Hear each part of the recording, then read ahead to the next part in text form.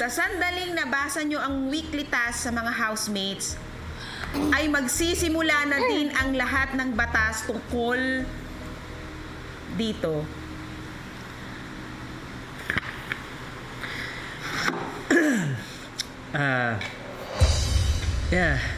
Ilalagay dito ay ang ilalagay dito ay ang mga ang hindi magsasalita. So, makikita nyo ang timer dito natin. Meron tayong 20 hours at kahit anong tunog, kahit anong tunog na manggagaling sa inyong bibig, hindi pwede.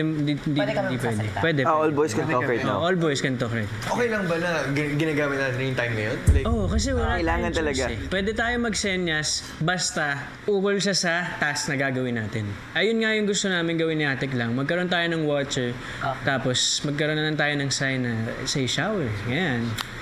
Ganun na lang talaga. Hansayan muna tayo.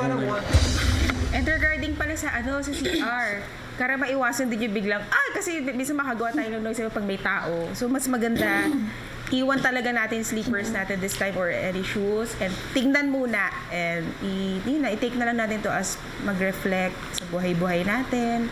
Gusto natin magmuni-muni. Alam ko ang hirap. Actually, ngayon pala naiiyak na ako. So, ayan.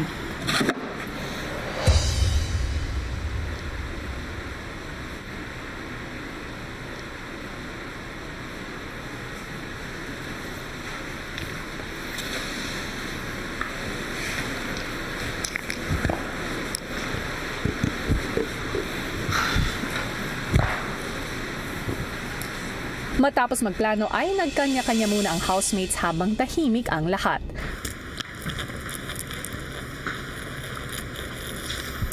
mahirap po talaga para sa akin na maging tahimik. Kasi pag kasama ko ang mga ibang tao, ang unang instinct ko ay makipag-usap sa kanila. Hindi po ako sanay na walang kausap, kuya. Hanggang sa pagtulog ay patuloy pa rin ang housemates sa kanilang pananahimik.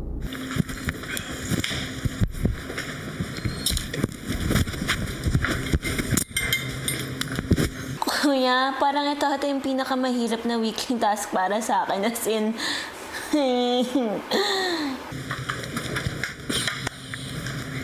Sa panibagong araw, patuloy pa rin ang housemates sa kanilang weekly task.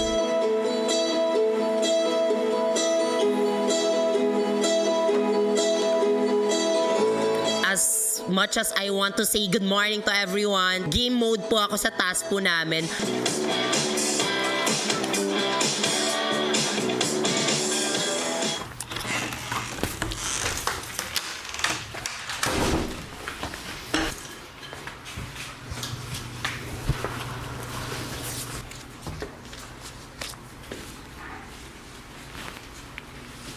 Habang tahimik ang umaga ng lahat, si Michael ay may napansin.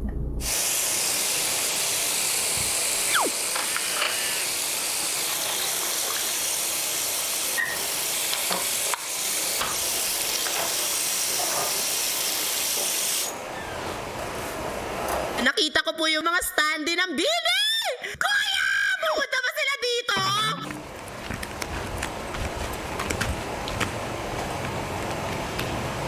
Sobrang saya ko po as a Bloom. Silent yung pilian po namin kanina, kuya. Paano yung silent na sigaw, Isnir? Parang ganun po. Parang ganun, kuya. Parang...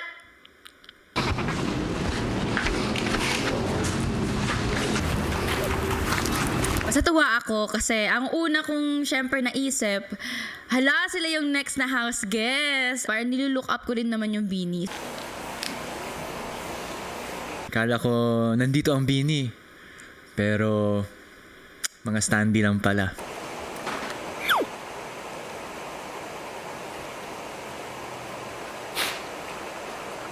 It will just be nice, kuya, to see them.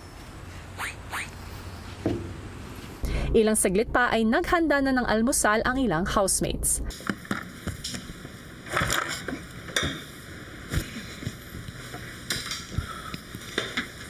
Nang biglang,